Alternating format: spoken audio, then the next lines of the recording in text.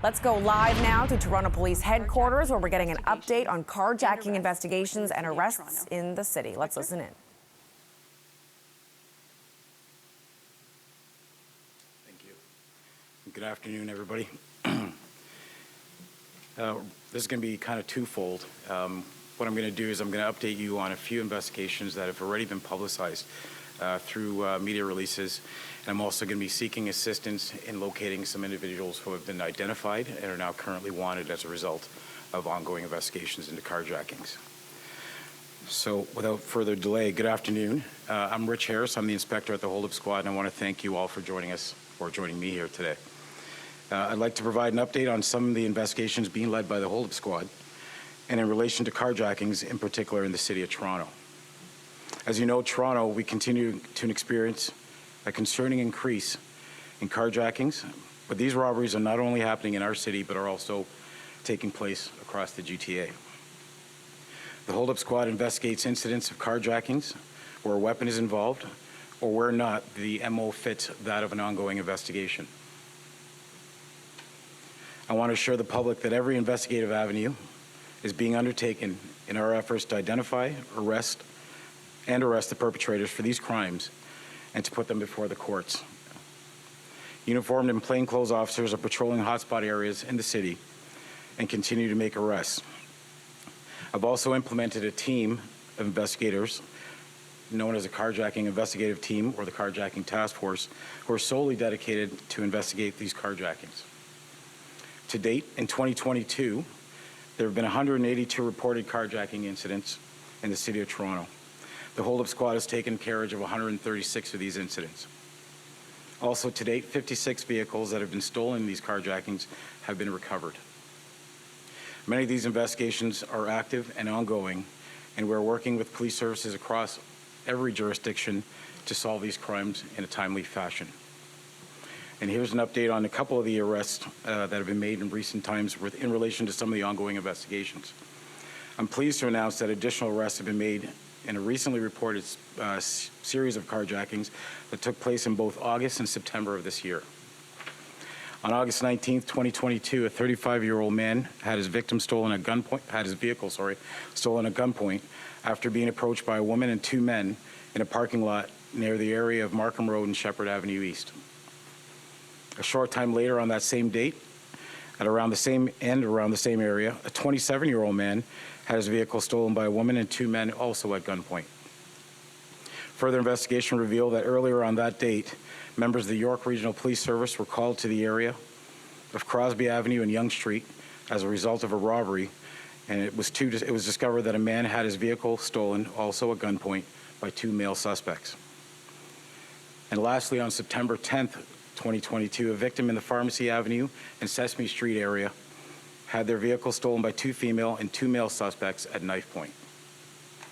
And it's been previously reported, as a result of this particular investigation, on Thursday, September 15th, a 15-year-old boy was arrested and charged with numerous robbery-related offenses. A 17-year-old boy was also arrested for the carjacking on September 10th. And he's going to be formally charged with a slew of robbery-related offenses in the near future. This past Thursday, September 29th, Valerie Torres Lizcano, 18, of York Region, was arrested and charged in relation to this series of carjackings, and she too has been charged with numerous offenses, including 3 counts of robbery with a firearm, robbery with an offensive weapon, and 4 counts of disguise with intent.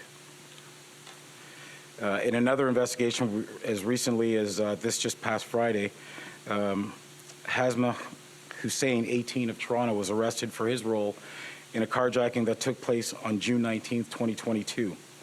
During that incident, it's alleged a woman was approached by 2 men in the Albion Road and Islington Avenue Road area, and as she walked to her parked car, her vehicle too was stolen at gunpoint. When Hazmat was Hamzah Hussein was arrested this past Friday, he was found to be in possession of a loaded firearm and prescription narcotics.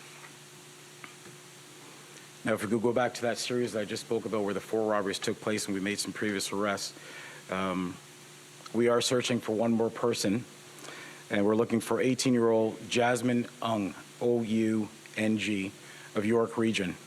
and a warrant is being sought for her arrest, and I strongly suggest that she seek legal counsel and turn herself in as soon as possible to any police station.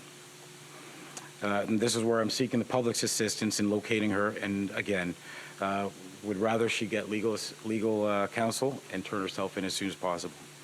She's facing 1 count of robbery with an offensive weapon and 1 count of conspiracy to commit an indictable offense. Moving on to another investigation, we're also seeking the public's assistance in locating Samir Ejaz, E-J-A-Z. He's 20 years old, of Toronto. He is now, he's been arrested and charged in relation to a carjacking that took place on June 26 this year. And in that incident, it's alleged while armed with a firearm, he robbed the victim of his motorcycle, and he was arrested a short while later in possession of both the motorcycle and the firearm. He was charged with numerous charges related to robbery with a firearm and is disguised with intent and carrying a concealed weapon. He is currently now wanted on a warrant for failure to comply with court-imposed conditions, as it's alleged that he's removed his ankle bracelet and he is nowhere to be found. In conclusion, I want to let you know that we do really understand that these types of crimes have a lasting impact on the victims, and whether they're physically injured or not, we at the Hold Up Squad, in partnership with many investigative units, will continue to identify suspects, charge them, and return the vehicles to their owners. I'd like to end with a reminder of some simple safety tips that I've mentioned before that can help protect the public during these times or crimes of opportunity. If someone attempts to steal your car, please give up the vehicle. I've said that before. Do not argue, do not fight. Your safety is worth far more than the vehicle. Run to a safe place and call 911 immediately. Keep doors locked at all times, and if you feel threatened for whatever reason, sound your car alarm or call 911. Be aware of your surroundings. Try to park in well-lit areas and keep valuables out of sight. Subject to any questions, that's the update for today.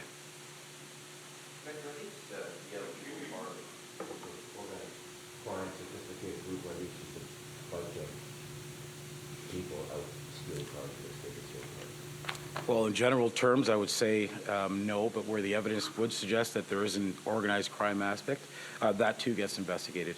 And with respect to the case that I just mentioned here, no evidence suggests that there was any level of organized crime involved. Inspector, you mentioned, I think it's 182 carjackings in Toronto to date.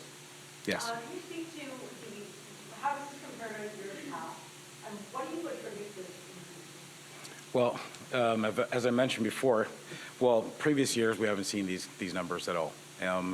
What we could attribute them to, in some occasions we see high-end vehicles being stolen, and we can definitely say that they're being used for resale, for profit. In other cases, we're seeing not so high-end vehicles being taken, and we're seeing them pop up in different types of crimes, other robberies, shooting investigations, and that sort of stuff. So to say generically what the motive is, each story and investigation tells its own story. Can you just review again, where are we to date for carjackings this year over last? Okay, so to date, we're at 182 reported carjackings, and as of last year, the total for 2021 was 102, sorry. What kind of vehicles are we, I mean, I know that obviously in the past we've reported on like Range Rovers, but are there certain vehicles that are more targeted than others that you see? No, well, any high-end vehicle, Mercedes, BMWs, we're seeing Porsche, Lamborghinis, when we're talking the high-end vehicles, and then when we're seeing the not-so-high-end vehicles, we're seeing a lot of Hondas, we're seeing a lot of Toyotas, sedans. There's no rhyme or reason with respect to the lower-end vehicles. I mean, immediately one thing takes their mind to profit when the higher-end vehicles are being taken. And again, each case tells its own story when we see the not-so-high-end vehicles taken. This gentleman, Samir Ejaz, last question mark, he was released on a prompt, obviously with an ankle bracelet. Yes. And I know you don't want to comment on what's going on with the courts, but how discouraging is this that you make an arrest in a carjacking investigation only to find out that he has breached his conditions and taken off that bracelet? Well, there are a number of factors that have to be considered when bail is granted. And I'm not, again, you're right, I'm not here to discuss that. The fact is, he was granted bail, and he was to wear an ankle bracelet as part of his release condition. And unfortunately, he's now has to explain why he cut his ankle bracelet off. And that's why we're seeking the public's assistance in locating him and arresting him and putting him right back before the courts. You were hesitant to lay any sort of motive across the board, or could some of these, even the low-end vehicles, could some of these carjackings just be bad? Is it just a cool thing for young people to do now, or maybe even a gang issue? Those are all avenues that have to be explored at the time of the conclusion of the case or during the investigation of the case. And like I said, each investigation tells a different story. Whether or not they're doing it for initiation reasons or joyriding whatsoever, the fact remains is that they're actually, there's a huge propensity for violence. And quite frankly, as I said before, the communities at a whole are feeling the effects of these carjackings. And that's mostly what I'm here to do, to reassure the public that we will continue to do everything we can in partnerships with not only our internal partners, but our external partners to address carjackings and bring these to successful conclusions in very short order. Well, as I mentioned, these cases, there were firearms used in these. Sometimes we're seeing knives. Sometimes we're used, physical force is used. But vast majority, unfortunately, are firearms being used. And how's the bench developed when it's used? I mean,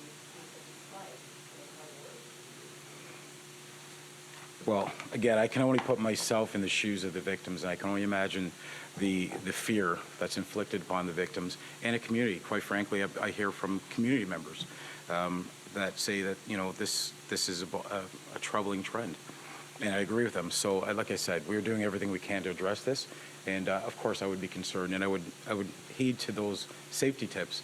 Know your surroundings, and if it doesn't feel right, go with your instincts. Okay, one more question. 182 reported carjackings this year. Are there any patterns to where they're happening in the city? Any places that are maybe more frequently?